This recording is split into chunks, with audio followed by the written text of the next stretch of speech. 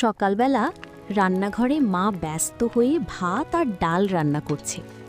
সূর্যের নরম আলো জানালা দিয়ে ঢুকে রান্নাঘরটাকে উষ্ণ আর সুন্দর করে তুলেছে। ছোট্ট ছেলে রাফি চুপি চুপি এসে দাঁড়ায় দরজার পাশে। তার চোখে কৌতূহল আর মুখে দুষ্টু হাসি। রাফি ধীরে ধীরে মায়ের পাশে গিয়ে বলে, মা, আমি হেল্প করব? মা হেসে বলে, ঠিক আছে, তবে দুষ্টুমি করা যাবে না কিন্তু।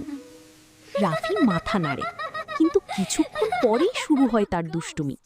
সে ময়দার বাটিতে হাত ঢুকিয়ে নিজের গালে লাগিয়ে ফেলে, একেবারে সাদা ভূতের মতো।